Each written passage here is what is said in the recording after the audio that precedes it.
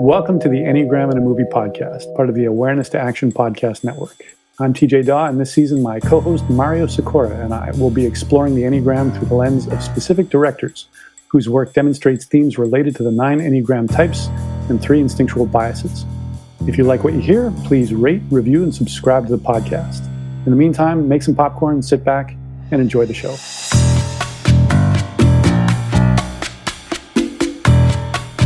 Hello, everybody. Welcome to the Enneagram in a Movie podcast, Season 2, The Directors. I'm Mario Sikora. I'm here with TJ Dawe. Hello, world. All right. And we are today going to be talking about the director David Fincher and Enneagram Type 5. Particularly, we're going to be focused on 4 movies.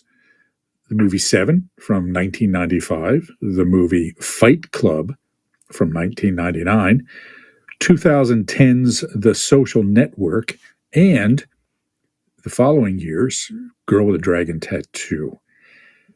Fincher is a really interesting character, and we're going to talk a little bit more about him. Before we do, TJ, why don't you tell us about Enneagram Type 5? Yeah, Type 5, striving to feel detached. So 5s are a number of things. Like all the other types we talked about, there's the regular version, there's the maladaptive version, and the more adaptive version. So a regular 5 is really mentally oriented. 5s love pursuing something that interests them, quite often something that has no practical value. That's what they like. If it's obscure, if it's little known, all the better.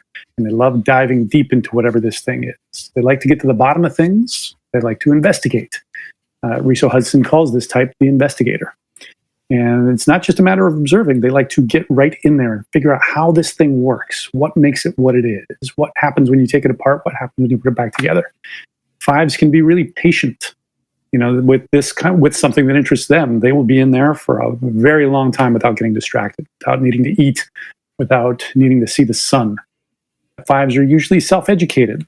A lot of 5s are brilliant dropouts who pursue their own interests in their own way on their own time, outside of academic institutions. They're drawn to the unusual, quite often loving the obscure, the macabre, the disturbing, the grotesque. They often minimize their physical needs, so they can lead minimalist lifestyles or don't pay much attention to their physical health. Quite often they're quiet, antisocial, and very fiercely guard their solitude. Disinclined to share their feelings or their life story. You can find them a lot stereotypically in sciences and in computers, but you'll find 5s in all areas of life. You'll find 5s who are teachers, who are in the clergy and the arts, 5s who are bartenders, doctors, nurses, therapists, and law enforcement, manual labor. I know a 5 who discovered the Enneagram in prison, and he's now an ambassador for the Enneagram Prison Project. And he wrote an autobiography about how his life led him there and how he approached bank robbing like a 5 as an investigator. As 5s become less healthy, the maladaptive 5 becomes even more solitary. They might cut off social contacts. Insomnia is very common. They can be very eccentric and weird, intense, prickly, condescending if they sense somebody isn't intelligent, and might enjoy bursting other people's bubbles just because they can. They can be really cynical and nihilistic, repressing their feelings or even denying that feelings even exist. There's an extreme neglect of physical needs. They might revel in downbeat locales like grungy apartments or dive bars. And as they go further and further down, they are prone to hallucinations, to weird perceptions, to insanity, and can have a real mad scientist vibe. When 5s are doing their work, they take care of their physical needs. They get exercise. They spend time in their bodies, and this helps them think more clearly. They become connected to themselves and to others. They use their brilliance to bring about practical solutions to problems and to liberate others from illusion. They encourage others to think outside the box, and they feel electrified and illuminated by insight. They can also be really funny in this kind of impish way that challenges people's expectations. They take delight in the strangeness of the world and how much there is to know and how much there is still to discover. They can be innovative, brilliant, and bring about revolutionary change that makes everyone see the world in a new way. Great. So Fives are, as you said, we call them striving to feel detached. And one of the fundamental things to understand about fives, and I think in particular when watching these movies with Fincher, is the relationship between points 5 and 8 on the Enneagram. We call point 8 the neglected strategy for the five, meaning that the five kind of pushes away the strategy of striving to feel powerful, right? Doesn't mean they're not powerful people. There are lots of fives. I think, for example, that Bill Gates, Warren Buffett are both fives. I also think Barack Obama is a type 5. That's not a popular point of view, but he fits as far as I'm concerned. All powerful people. But there's this disconnection from their visceral, assertive engagement with the world that can mark the five. Okay. And this creates this distortion around that, right? And so there's often, and again, I think we see this all throughout Fincher, this sort of Nietzschean idealization of the Übermensch, right? Kind of this living out of the fantasy of being this powerful, wrathful person, right? Who has an impact. Okay. So the more fives sort of push away their visceral engagement with the world, the more it becomes intellectualized and the more sort of twisted up it gets. All right. So this is a theme we will come back to as we talk about these movies, right? I mean, for sure. So I think it helps to keep that in mind. Another thing about fives is that we call the core quality of the five intuition. This point is about knowing, and it's about both inner knowing and intellectual knowing, right? So intuition is kind of an inner knowing based on experience of things. A lot of people think that intuition is just something we develop without experience. We're naturally intuitive or something. That's immature intuition, right? But wisdom, for example, is intuition and understanding based on learning. Okay, applied learning. And this is the path for the five, is to take this desire to learn intellectually in a detached and abstract way and turn it into something that's engaged with the world rather than helps to separate them from the world. Because again, I think as we talk about these four movies, one of the big problems in all of the characters that are kind of five-ish here is their detachment and stepping away from the world, right? So I think it's helpful to keep that in mind. I was thinking as I was watching these movies, there are a lot of things in here that we often would associate with type 4, right? The kind of darkness and the feeling of being an outsider and being misunderstood. And I was thinking to myself, okay, so what is the difference here between the darkness of the 4 and the darkness of the 5? Right? And I think a part of it is that the 4 is kind of obsessed with the darkness inside themselves, whereas the 5 is more obsessed with the darkness out there, right? That the world is filled with darkness and I need to separate from it. Number one, so that I don't get harmed by it. But number two, so that I don't give that potential darkness inside myself room to leak out, right? Or room to express itself. I don't know. Any thoughts on that, TJ? Yeah, a couple things come up, and we're going to see this in some of the movies. Is I think fives have a real cynical view. Like both 5s and 4s do experience life as outsiders. They're both very withdrawn types, and there's I think a strong difference. Again, not universal all the time for everything and for everybody who's one of these types, but in general, I think 4s interpret their outsiderness more as, well, the emotional response to that is sadness. Yeah. And for 5s, seething cynicism. Yeah. And anger very often. And I think 5s are much more inclined to not believe that feelings actually exist, including feelings like anger, well, or at least feelings that incorporate vulnerability. And that everybody is kind of floating in a world of delusion. And they don't see the chaos and the madness and the ridiculousness that undergirds all of that. And sometimes 5s delight in exposing that, whereas I think 4s are more likely, in their less adaptive ways, to see the world as full of superficiality and phoniness and disingenuousness, conformity, all of those things. So what do I do with that as a 4? I create something beautiful. Whether it's the way that I dress, the way that I live, something creative that I do, the music that I listen to, any of those things. Whereas a 5 can almost like delight in just how awful the world is and in exposing that. And like I was saying before, bursting people's bubbles. Somebody who's so naive is to think that love exists, that it's not just the interaction of hormones. Yes. And again, we want to be careful here that we are describing, some of the darker sides of the 5, some of the less healthy characteristics. And that's certainly the focus of Fincher's work rather than the adaptive or healthy version of the Enneagram Type 5. Not all 5s are as dark and disturbed as what we're going to be talking about during this podcast. But I think even the best of 5s, right, the 5s who are in a pretty good place can often relate to these things, right? They can see it inside themselves. So let's use this to launch into a little discussion of David Fincher. So Fincher's a fascinating guy. And one of the things we've talked about as we've gone on through these directors is how some of them are very distinct in their style, right? You look at a frame of something and you say, oh, that's Fincher, right? Or that's Wes Anderson, or, whereas others are not so much. Clint Eastwood is an example of that, right? You see a short clip of something and there's nothing that sets it apart as a Clint Eastwood movie visually. Fincher, this is not the case, right? I mean, when you're watching Fincher, you're watching Fincher. And even though he seems to have 2 different modes, one is the kind of decrepit, falling apart, bleak environment. And the other is the crisp, modern, clean, Scandinavian quality, right, is what I'll say, right? You think of Scandinavian design, which, is featured in 2 movies that we're talking about, right? Fight Club features IKEA, right? One of the movies that we're going to talk about takes place in Sweden.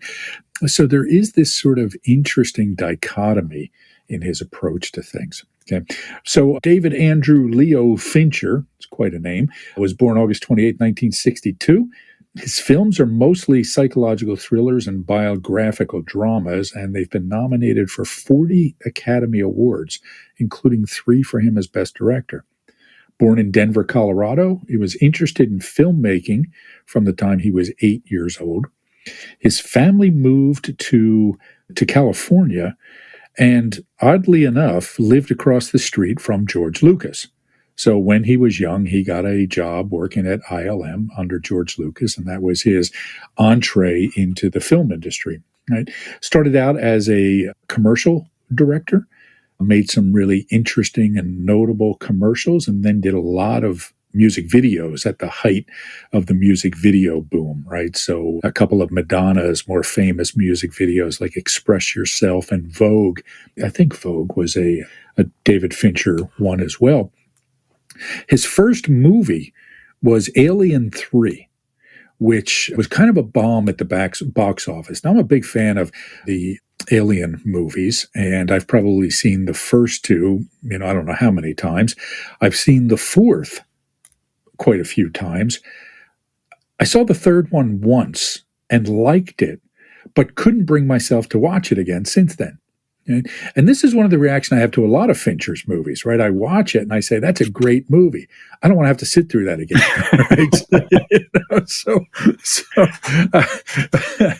So it brings out an interesting quality. So anyway, so Fincher has made a bunch of movies. Lately, he's been doing a lot of TV stuff, right? So he has been doing the Manhunter series. Mindhunter, thank you, Mindhunter.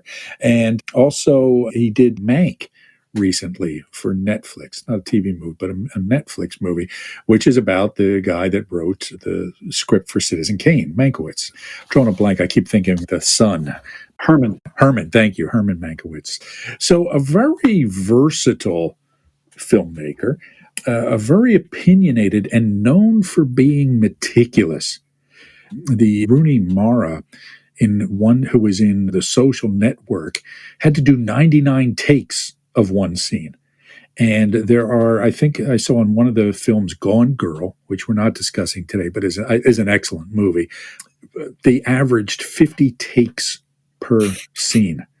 And some actors just refuse to work with him and absolutely hate him, and others just love it, right? Just think it's great because he knows how to get what he wants. A couple of quotes from him that I found really interesting, or a couple of lines about him.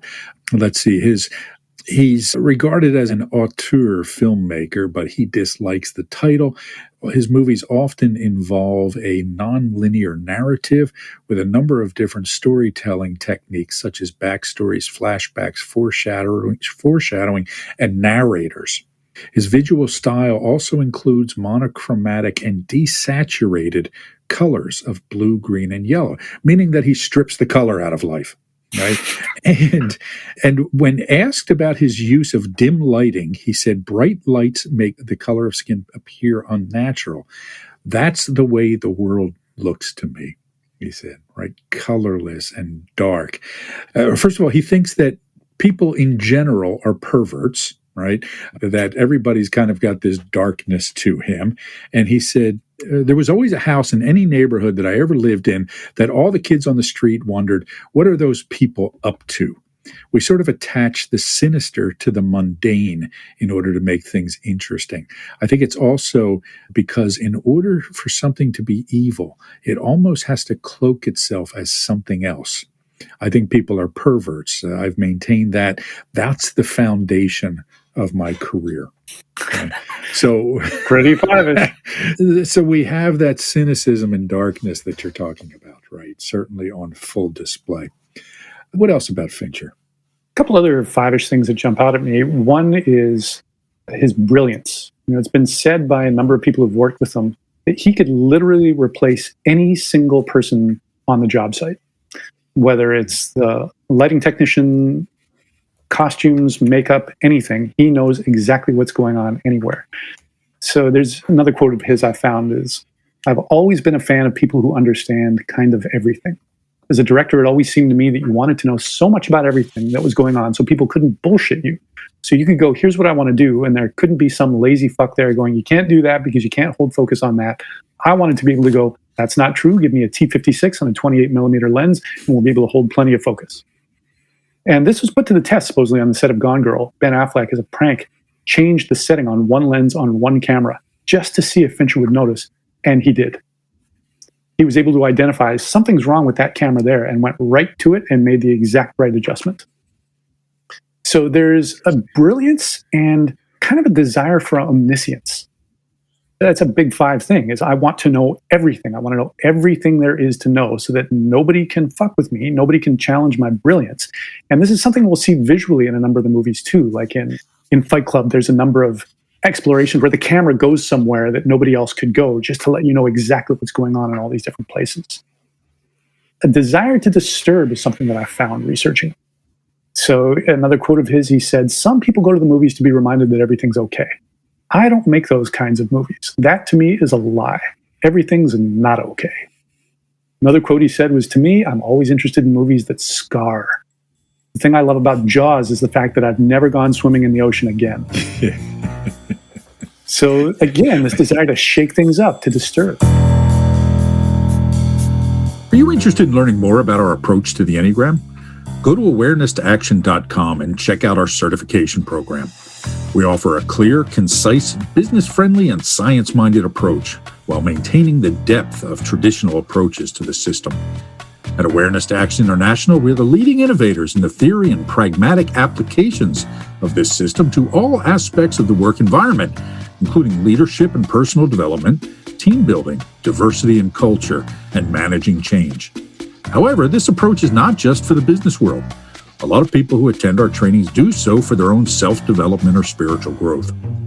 Our certification program is one of only a handful of curricula accredited as a school by the International Enneagram Association. It is currently being conducted virtually and combines live sessions with asynchronous learning.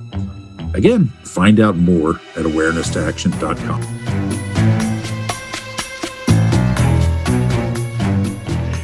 One of the kind of hallmarks of Fincher's movies is that they don't have happy endings, right? In fact, some of the endings are really unhappy, unpleasant, and 7, for example, right? But he just doesn't care, right? It's almost like, I'm not here to amuse you. I'm not here to make you feel good. I am here to show you how the world is. And you better just face it, right? Which, on the one hand, is not what we expect from filmmakers, right? We expect to be entertained. We expect to be uplifted by art. But there's a certain brilliance in being able to reflect the world in a harsh way that makes people stop and look at it, right? And this is the thing that struck me, because as I was watching these movies, I'm thinking, what makes these so powerful, so emotionally powerful, is the lack of emotion in them, right? The stripping away of emotion, because it gets to what is ultimately most important, most real, most awful, most uplifting, whatever it is, right? It's the lack and stripping away of emotion that makes those moments of emotion even more powerful, I think. So I saw a lot, like you said, about being the smartest guy in the room, right? There was one producer who said, the guy's just super smart, and he's smarter than everybody else. That reminded me of quotes I read about Obama, right? That Obama's big thing was he was smarter than everybody in the room, and he wasn't afraid to let you know it, right? So, I've seen people identify Obama as a 9, but there's just this, and I'm a fan of Obama, but his Achilles heel is his intellectual arrogance, right? This, I know more than you do, and I'm going to let you know it. Okay. And this is something we see in 5s when they're sort of accessing that kind of, I call it the space between the 5 and the 8, right? I'm going to rub this in your face a little bit, and you're going to know I'm rubbing it in your face, but it's not going to feel it. It's like The Social Network when the attorney asks Zuckerberg, do I have your attention? Right. And the response to him is, quite good. We'll save that for when we come back to that. Right. But that's a great example of that sort of arrogance that is just unemotionally, hammering somebody in the face. All right. So Russ Hudson, who's a 5, once described 5s as an 8 compacted into a skull. I like that. I like that. All right. So there was one more quote here. This is the one I was looking for. I hate earnestness in performance. Usually by take 17, the earnestness is gone. And, what he means by this is that, earnestness is this sort of false emotionality, this attempt to seem more real than one really is. Right? And so stripping that away gets to what's really there under the surface. So interesting guy. Not sure I'd want to hang out with him at a party, right? Maybe for a bit, but after a while, you can imagine that it would be a kind of a drain to be spending too much time around David Fincher, but fascinating, talented director. I would want to ask him about his interest in the Enneagram. Yes. That would be curious. And I don't know if you got to see the article in the Philadelphia Inquirer from some years ago. And I have this up on my computer, so I'll make reference to it now. Okay. So the movie writer for the Inquirer at the time, I don't know if he's still there, a guy named Stephen Ray, it talks about how Lisbeth Salander, the main character or one of the main characters in Girl with the Dragon Tattoo, is played by Rooney Mara. And let's see if I can find the quote here. Here's another source Mara says she dove into to help her understand the complicated character she played. Books from the Enneagram Institute, a home of an elaborate system of personality profiling.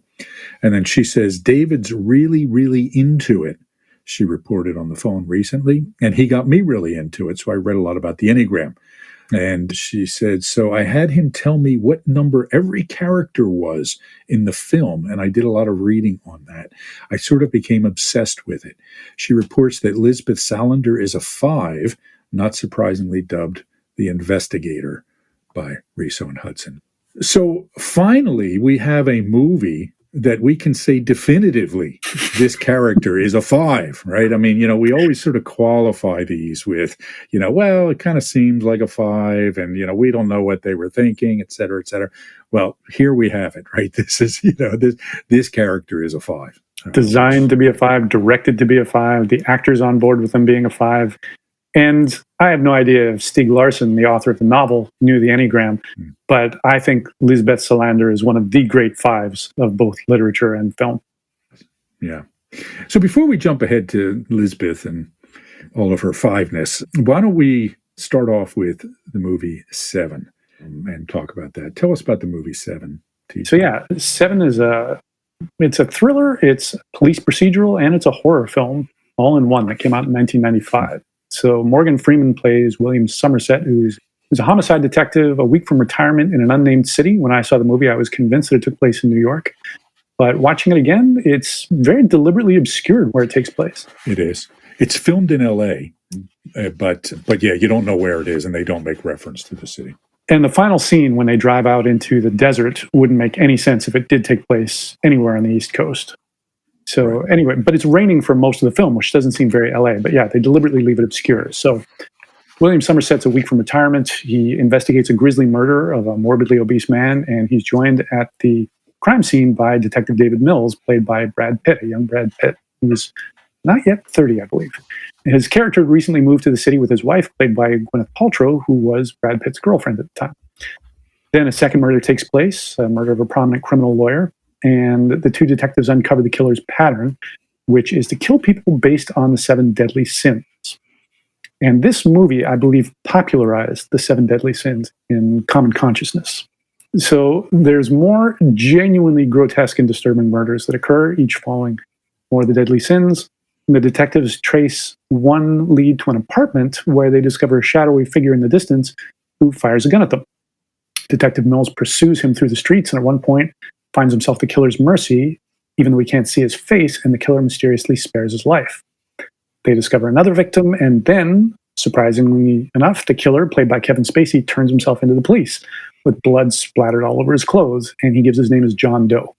He agrees to give a full confession if the two detectives will drive him to a specific spot out of town, which they do, and then they're met by a courier who delivers a box, which, when opened, contains the severed head of Detective David Mills' wife. And by the way, as with all of our episodes, there are spoilers in every single one of these. You've had 26 years to watch Seven, okay? So, yeah. So Mills, in a rage of grief, executes John Doe on the spot, fulfilling John Doe's plan with himself and Mills as the final 2 victims completing the 7 deadly sin murders.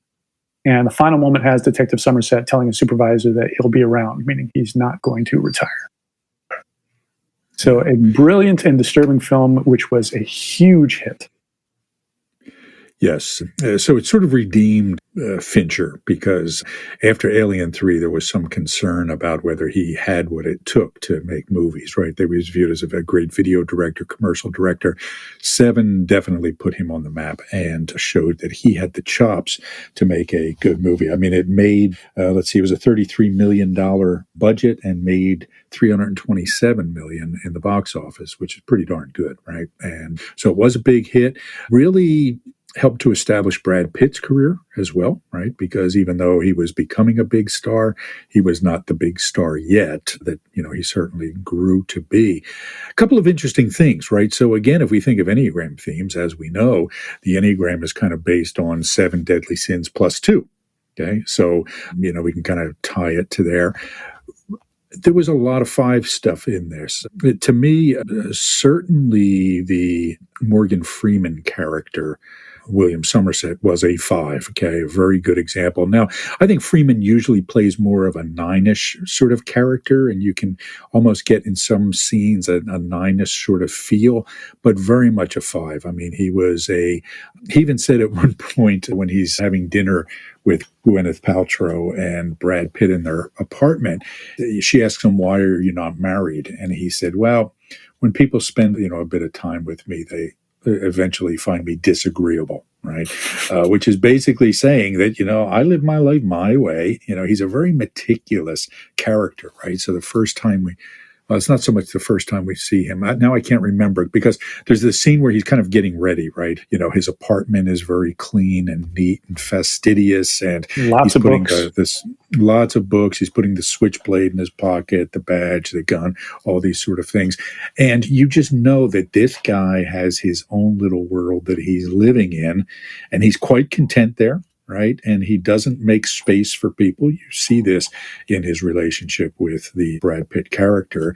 He's going to retire in a week. He really doesn't want to have to break this new guy in. He also doesn't want to have to deal with this murder, because he immediately senses that this is just not a one and done, right? But this is going to get ugly, as he says. Couple of interesting things about the names of the two detectives. William Somerset, I can't imagine, is not taken from the author William Somerset Maugham, whose book Of Human Bondage is actually referenced in the movie. And Somerset Maugham was, for me, when I was young, had a very big influence on me. And I read many of his books. Of Human Bondage, The Razor's Edge, I think, is one of the great books that any young spiritual seeker should read in life, right? In my 20s, I probably read it 10 times over the years. I actually, just a quick movie book sort of crossover here. The Razor's Edge was made into a movie twice. Once starring Tyrone Power in the 40s, shortly after the book was published, and then once in the 80s, starring Bill Murray, of all people, in this movie about a spiritual seeker. Getting to make The Razor's Edge was his payoff for doing Ghostbusters 2. Right. So he basically told the studio, if you let me make The Razor's Edge, I'll do Ghostbusters 2. I have copies of the book that tied in with both film releases. So I have a copy of The Razor's Edge with Tyrone Power on it and a copy with Bill Murray on the cover. So just to show you what a geek nerd I am, right? I have these two things. Anyway, so if you read Somerset Maugham's books, particularly his autobiographical works, A Writer's Life and The Summing Up, very much a five-ish character. Okay? So not a surprise that he was an inspiration for this character. And my guess is that Fincher is very interested in Maugham's work. So now the other character, David Mill, what immediately jumped to my mind was the philosopher John Stuart Mill, who was the kind of patron saint of utilitarianism, okay? Meaning just get it done, maximizing, the best for the greatest number, not getting fancy about things, just what is the practical thing to do here. And this was the Brad Pitt character's MO, right? He didn't want to get into having to read Chaucer and Dante and all these things. He just, let's just go out and get this guy, sort of attitude. So I found that tie-in to the author and philosopher to be interesting. Yeah, another thing about the character of Detective Somerset is early in the movie, they established that he's going to be retiring, and one of his coworkers says to him, "We're all going to be real glad when we get rid of you with all those questions of yours." Yes. Establishing that that's his reputation on the police force, is he's that guy that's a little too smart and everybody resents him for it. And then at one point when he deciphers, and we'll get to this when we talk about the murderer himself, who's kind of an Uber 5 killer, he follows this really thin trail of clues to decipher the connection of the 7 deadly sins in the first place with the first 2 movies. And then he goes to the library and spends all night there. And the security guards all know him. And he banters with them, and he even teases them, saying, all these books, a world of knowledge at your fingertips, and what do? Play poker all night. But he just goes throughout the stacks and brings out this huge pile of books, and he's sitting there at a table by himself at night, not one other patron there, reading all night with all the patience in the world. So very 5-ish. And the fact that the security guards know him implied this isn't the first time he's done this. This is how he investigates homicide. Right. And something that I read in David Simon's book, where he created The Wire, but part of that was based on him shadowing the homicide detectives in Baltimore for a year, was that is the most prestigious job on the police force. Homicide detective requires a lot of mental acuity. So it's competitive to get that job, and it's very, very difficult. Not that many people last that long in it. So the fact that he seems to be a career guy working homicide and he's about to retire is another check in the box of like, okay, this guy is a big old brain, and that's what he brings to the table as a cop. Yes. I was thinking about, so first of all, most of these movies in some way involve solving a puzzle. Right. Even Fight Club is about solving the puzzle of who is this Tyler Durden, right? And certainly Girl with a Dragon Tattoo is a big puzzle. And for me, because I was thinking about what is sort of the overarching 5 related theme to each one of these movies. And I was thinking about the seven. It's this idea that the world is a scary place with danger out there. The world is a dark place. Okay, the world is a threatening place, and I want to retreat from it, but can't necessarily. And we see this with Mom at the, I'm sorry, Somerset. I'm going to confuse them now, but with Somerset at the end, he says, I'll be around, right? So even though he's making this big thing about retiring and leaving, he's not going to go anywhere, right? So he's both there and not there at the same time, which is a quality we often see in fives, right? Fives have this ability to be there, to be engaged, and then without leaving the sofa, disappear.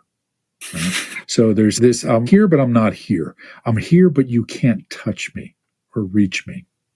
So that was the theme. It was this, for me, this idea of, I want to get away from this, but there's nowhere to go.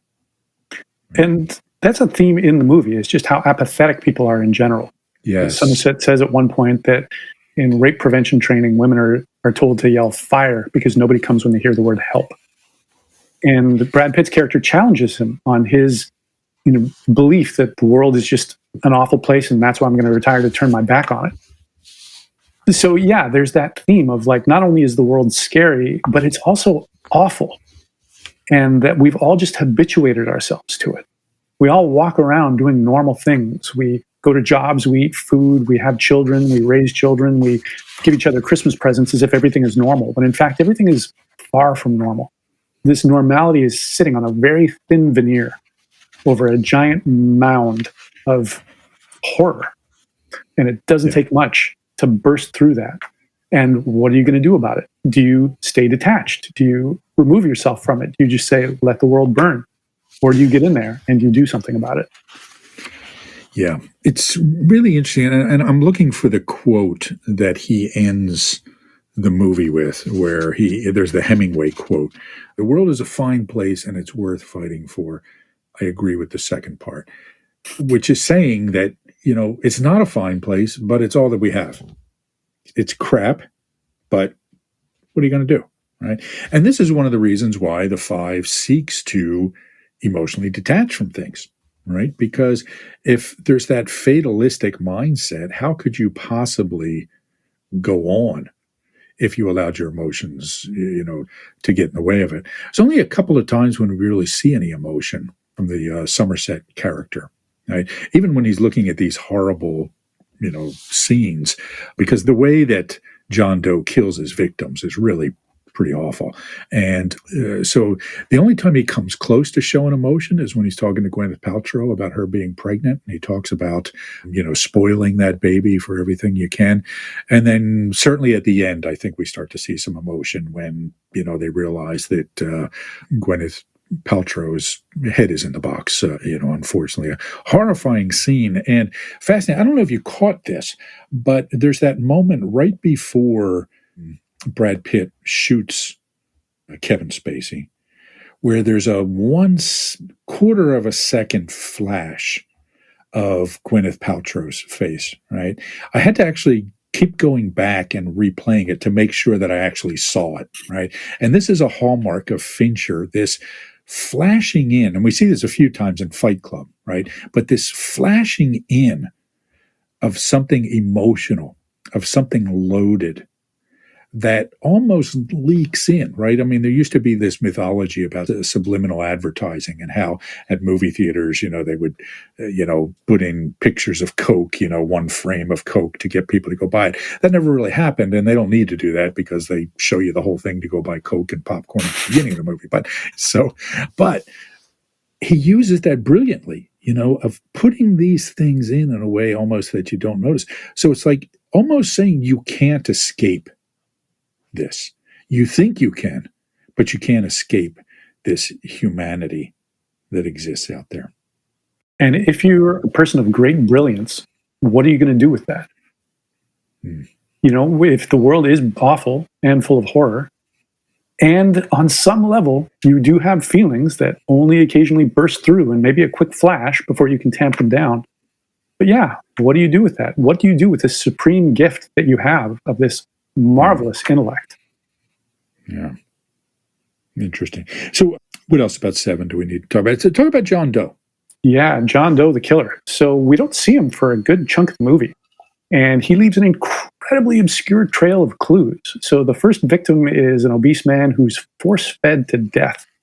And then later, the doctor who did the autopsy finds these tiny little scrapes in his stomach and gives them in an envelope to Somerset, who then goes back to the crime scene and looks around. It's not clear at all what they are. But he finds these little scrapes on the floor right next to the fridge, which makes him pull back the fridge and then see the word gluttony written on the wall in blood, which he links to the other crime scene in which the lawyer was killed, and the word greed was written quite easily to be seen on the floor with blood. And then on that crime scene, there was a picture frame of the lawyer's wife, and her eyes were circled. And then that leads to the clue where they eventually interview the wife, and they show her pictures of the crime scene, and she identifies that an abstract painting on the wall was actually hung upside down. And that leads to them pulling off the thing off the wall, and then they fingerprint the wall, and that's why they found the words "help me," and the fingerprints are from a known criminal. It takes days to track down whose fingerprints they are, but they find it, and they think that's our killer. But then when they get to the guy's place, it's a man who's bedridden and who is just truly one of the most disturbing things I've ever seen in a movie in any way at all.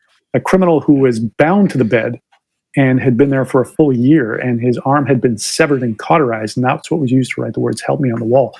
So not only are all of these things obscure, disgusting, and horrific, but his trail of clues is so minute that it would take someone of almost equal or surpassing brilliance to follow them. And that's why we need somebody like Detective Somerset on the case, because otherwise nobody would link these murders. They just wouldn't find it. So it's like one 5 versus another 5. And as you said, when he's at the crime scene, you never see him retch. You never see him turn his face. You never see him even have a disturbed look on his face.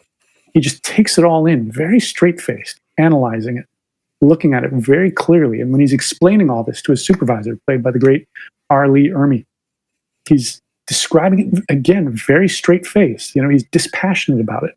But he's laying out his case about exactly why this is a pattern and why this is a serial killer, why this isn't just a one-and-done murder. Yeah. Yeah. R. Lee Ermey, by the way, was brought to attention by another brilliant 5, playing the drill sergeant in, the Kubrick movie. Full Metal Jacket. Full Metal Jacket, yeah, thank you, which I've seen 100 times. A great, great breakthrough role for R. Lee Ermey. If you have not seen Full Metal Jacket, go see it. One of the great movies about Vietnam. One of the great war movies ever, I think. And Lee Ermey improvised about half of his role as that drill sergeant. Yes. And originally hadn't been cast. He'd just been brought on as a consultant, but then was just so good at improvising as this drill sergeant character. Right. He got the role over the guy who had been cast. Right. Probably an 8. And, I think it's pretty safe to say that Lee Ermey is an 8 and hated working with Fincher because of the meticulousness and the need to do take after take after take. And R. Lee Ermey said Fincher wants puppets. He doesn't want actors. Which was interesting. Which we'll say about Kubrick as well. Exactly right. Exactly right. So, all right, great. So, the Kevin Spacey character, John Doe, we never really know what his name is. He scrapes off his fingerprints. There's no records of him. The notebooks that he keeps, right, when they get into his apartment and find all the photos and the notebooks, which are just pages after pages after pages of fine print, made me think of the Unabomber, right, for this, person just writing these, 33,000. Another 5, right? There's hundreds of thousands of words of craziness. And I think at one point, one of the characters says, like, his brain just opened up and poured out on the page. So it disturbed. And again, this idea, what was happening with this John Doe character, completely detached from the world. No friends, no family, no name, no job. They assumed he was independently wealthy, living completely a life of the mind, disturbed mind though it was, and seeing the world as a dark place. And it was his job to, in a sense, wreak vengeance through becoming something, right? I couldn't help but think of the Michael Mann movie Manhunter, and the character in that, the Tooth Fairy, right? This character of someone becoming something. Again, Francis Dollander, I think was the name of that character. This introvert, this recluse almost, who has this fantasy of becoming this thing greater than he is. Again, this Nietzschean Übermensch idea. Certainly something we saw in John Doe. His apartment altogether is very Five. When they find it, which they do through, again, a very thin trail that they get to, that the killer did not leave. This was through Mills's brilliance. But there's a red door, there's tools, there's a neon cross, there's clothes and dry cleaning plastic covers, there's all these locks, there's a glowing screen for his film negatives, framed keepsakes of the murders, there's a dark room with hanging photographs. Photography is quite often seen as a hobby among Five. And all of his notebooks, as you mentioned, tightly written. Like there's not one bit of available space on any of these notebooks. And there's a quote that Somerset reads from one of them, which is, again, just so brilliantly low-level Five. What sick, ridiculous puppets we are, and what gross little stage we dance on. What fun we have dancing and fucking. Not a care in the world, not knowing that we are nothing. We are not what was intended. So it's this deep, horrific nihilism of a really disturbed Five, who doesn't seem to feel any compunction about killing people in these horrific ways. He doesn't seem disturbed by having done that at all. In fact, Somerset even calls him on the fact that he seems to have enjoyed doing this. Yeah. He's got a quiet, flat affect too. When he finally gives himself up and when they drive out to the desert, he's not grandstanding. He's not, crazy. He's very quiet. He's almost like he's nobody at all, which fits with him being named John Doe and having scraped his fingerprints off of his fingertips. Yes. All right. So a dark movie, but an excellent movie. I think that Seven is certainly a movie worth watching if you have not seen it. Again, we apologize for the spoiler, but like I said, it has been 26 years, so that one's on you. And, it's the really great standout performances from Kevin Spacey, Brad Pitt. I thought Brad Pitt was excellent in this, and also Morgan Freeman, who is almost always great. Any closing thoughts on Seven before we move on?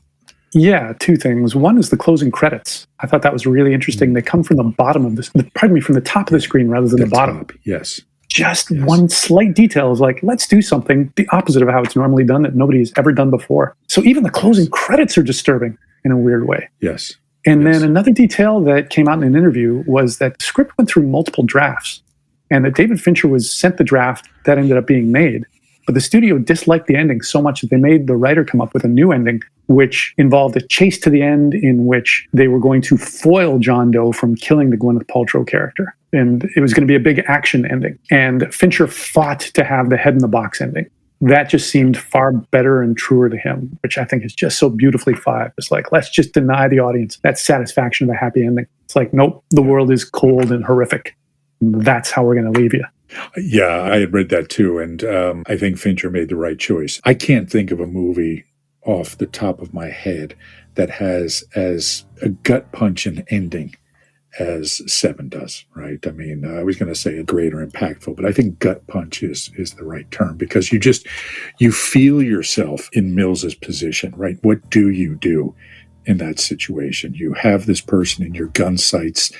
You know that there are ramifications for putting a bunch of bullets in this guy, and yet, he just killed your pregnant wife, right? So, really, really fantastic ending to a movie. Are you interested in learning more about our approach to the Enneagram? Go to awareness-to-action.com and check out our certification program. We offer a clear, concise, business-friendly, and science-minded approach while maintaining the depth of traditional approaches to the system. At Awareness to Action International, we're the leading innovators in the theory and pragmatic applications of this system to all aspects of the work environment, including leadership and personal development, team building, diversity and culture, and managing change. However, this approach is not just for the business world.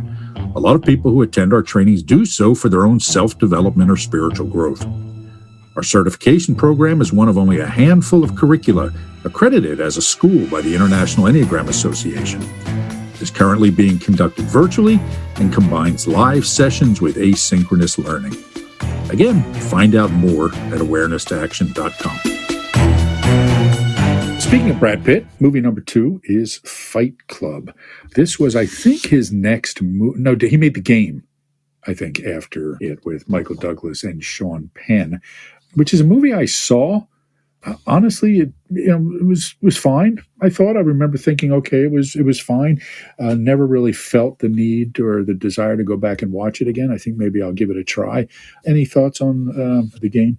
Oh yeah, I watched it again recently. Loved it. Kind of like, we're going to get to this with Fight Club as well, but something that happens reasonably frequently in David Fincher films is there's a character or something going on which has a brilliance and organization that is simply unbelievable if you look at it with the cold light of day. Like that John Doe could do all of these things and execute this master plan so flawlessly, or that Tyler Durden could do all of this. We're going to talk about this in the Fight Club, or that the organization in The Game could do all of these things to this guy. The premise of The Game is that this kind of five-ish industrialist is gifted this experience by his younger brother, played by Sean Penn. And basically it's a company that creates this elaborate real-world psychodrama. Right. That he's unaware of what's going on. But the actual practicalities of pulling that off are simply unbelievable. But I think it works beautifully as a movie. I think it's really worth rewatching. I'll have to go back and do that.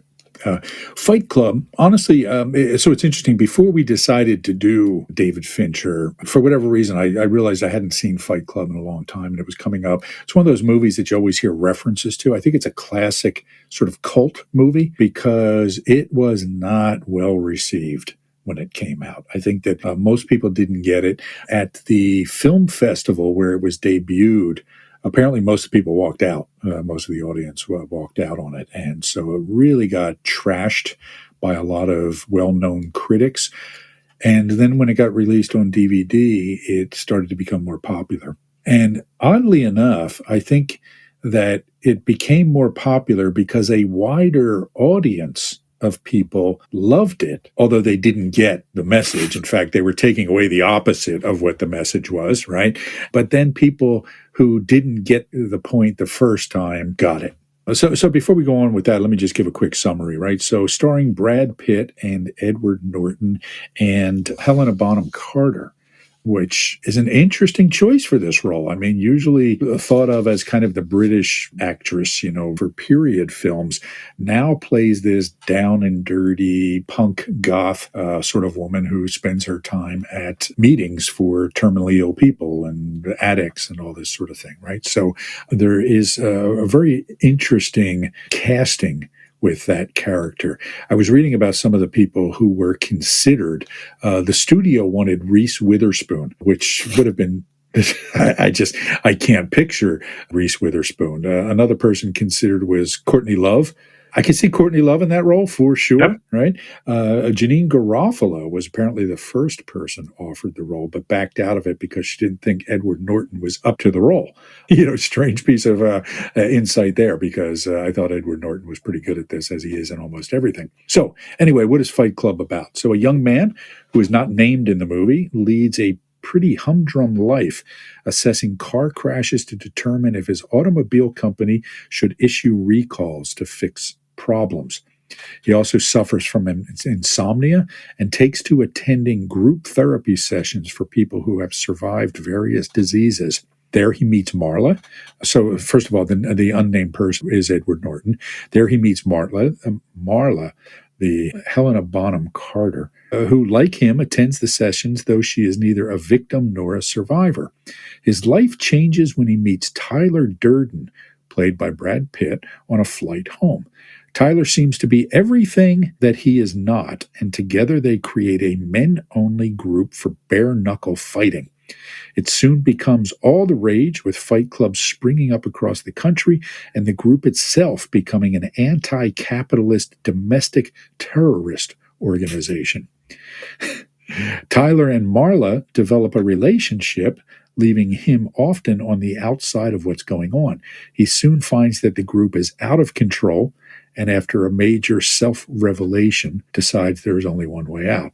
That self-revelation is that he is actually Tyler Durden, right? That he is having this sort of psychotic split, thinking that the Brad Pitt character is someone else, but he's not, right? Might have been kind of like a Beautiful Mind, right? Where the Russell Crowe character was at this sort of fantasy, imaginary friend throughout the movie, right? So Another five character. another five character, absolutely right. And so again, we have this, I think, a five-ish character, although I will say that Norton doesn't play him strictly as a five, right? I think if you read the narrator's character on the screen, it's very much a five, but there's almost kind of this nine-ish sort of feel. And I think when we spoke with Tom Condon, he suggested that it was actually a nine-ish character. Whether, again, not every character is clearly defined, but I think there's a whole lot of five stuff going on with this. And again, for me, what this movie captured is this discomfort with, this rejection with the strategy at point 8 that fives can suffer with, this rejection of my own power, my own visceral engagement with the world. And what do we see the narrator doing in his spare time in the beginning of the movie? Sitting at home, flipping through IKEA catalogs and ordering new furniture. Again, IKEA, sparse, spare, soulless, right? Almost Clean. right? Lacking, clean, lacking in, anima in a sense. But this is a character who is divorced from this fire, this animus inside of himself, or anima, detached from his vitality, which is the core quality that we find from point 8, and trying to capture it, but having to project it outside of himself in order to be able to get into contact with it in a weird way.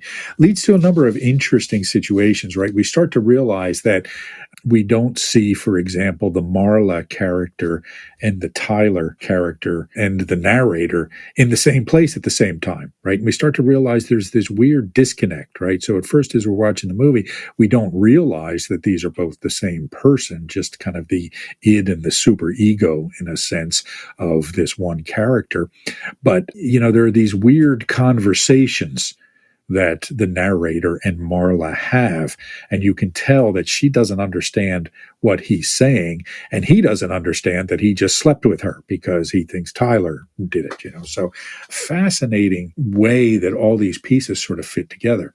And as we get later in the movie, you start to see where all of a sudden now the narrator is on this quest to figure out just what the heck is going on to this group that has now grown into this terrorist organization, what Tyler has done kind of when the narrator is not looking, and trying to put together this puzzle of what is happening to me.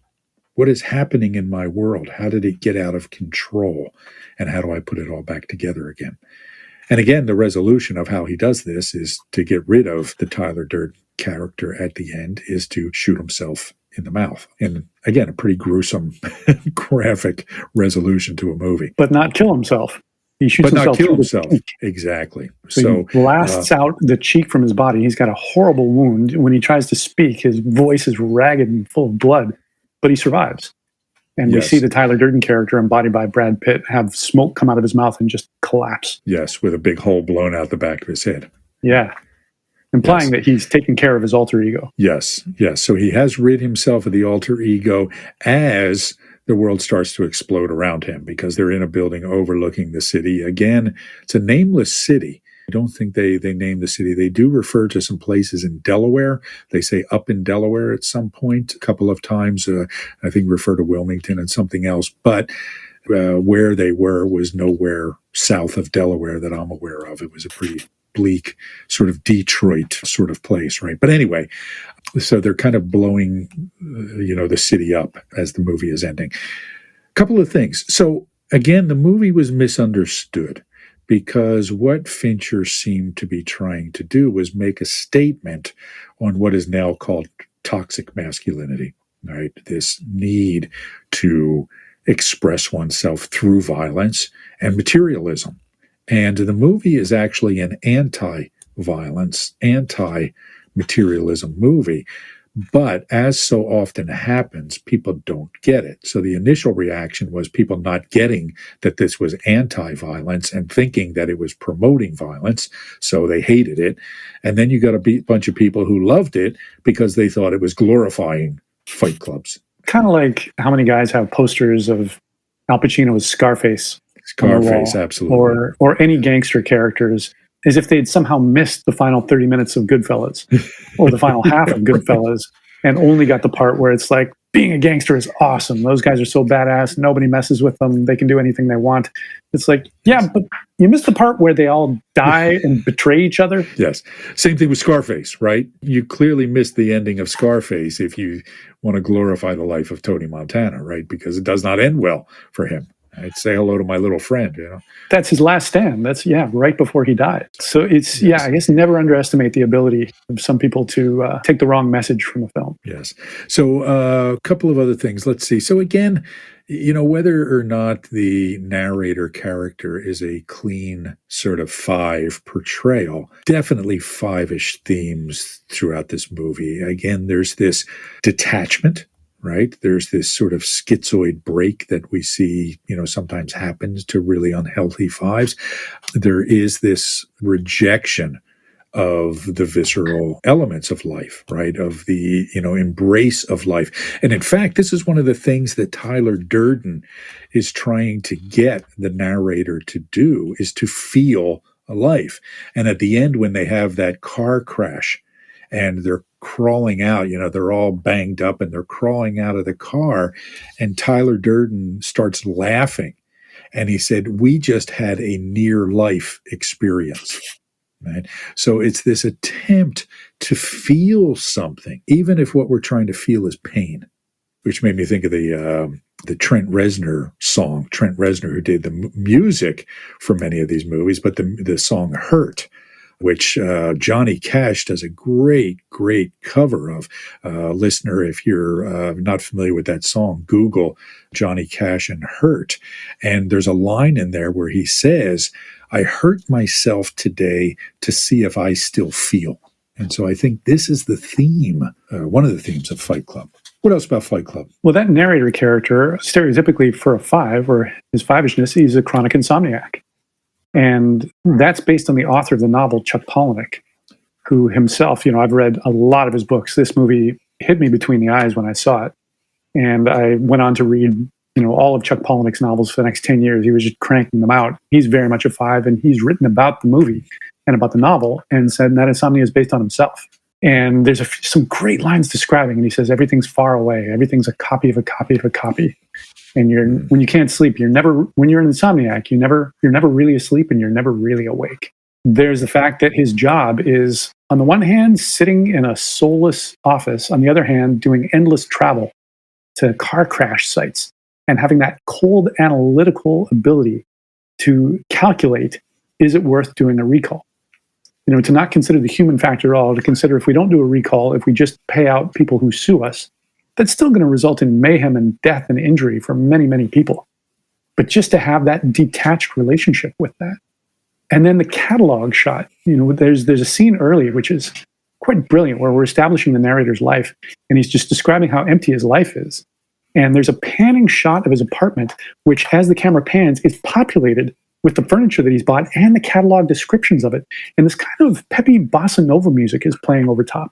And the narrator just walks through it. He walks through the frame like this is all normal. So I thought this is a really nice combination of five things. You get the director's brilliance and these multiple layers happening on camera seamlessly. And then you've got this peppy music that says, look at how fun this is, when it's really not. This guy's living a horrible life, just showing how strange life is that we've accustomed ourselves to. And we haven't talked about the instinctual biases with David Fincher. My takeaway from researching him and from watching these movies, preserving. Yeah. One of the things that he said that he really liked about this movie was that scene when he's obsessing about his apartment. He related to that. That was his life. And that specific layout of that apartment was based on an apartment that he had. And then when he moves out of that place, well, it explodes. We find out later that it was Tyler Durden, a.k.a. the narrator himself, who exploded it. But he goes to Tyler Durden's house, which is the house on Paper Street, which is this Victorian mansion that's so incredibly decrepit that it's beautiful in its own way. So most of the windows are boarded up. There's no lock on the door. The stairs are ready to collapse. There's brown water. There's groaning pipes. There's paint peeling from every wall. He sleeps on a grimy brown mattress with no pillow and no blankets. Every time it rains, it leaks all over the place, and they have to kill the power, and it shows them in the basement. There's a few inches of water flooding it. There's rusty nails to snag things on. There's giant piles of magazines and papers. There's mold on the tiles. I read in the interview, they had to build this house. They filmed the movie in LA. There aren't any Victorian houses in LA. So they had to build this thing, which again, probably a Five's preference is good. I get to control every single element of this. I don't just set decorate a house that's there. We construct this from the ground up, and I can make it exactly as disgusting and awful and low down as I want it to be. And then watching this, and this happens in a lot of his movies, you feel that place. You spend a lot of time in these environments. You really get the sense that these are lived in, even though it's a set. It's a constructed set. The interior is probably a soundstage. But the living space is so vivid, comes up a lot in this. So it's interesting that you bring up the instinctual bias, because I agree there is a theme of preserving Five that we see in some of these movies. And that was my sense of Fincher as well, watching him. And what I have seen in the preserving Fives I know is they're either hoarders who, live in these kind of decrepit sort of places. Well, let me be careful about this, right? I see two extremes, either being hoarders or being minimalists. And for example, my brother is a preserving Five, and he has only what he absolutely needs. But everything's in its place. Everything is as it should be. Everything is exactly what he wants. But he does not have an extra of anything because I don't need it, right? It's that stinginess of the Five. Or it's this inability to let go, right? And these are the kind of versions of the Five we find buried under newspapers from the 1960s. And so we see both sides of this, both of these extremes in Fincher and his work, this sparseness and this decrepit lushness in a way, right?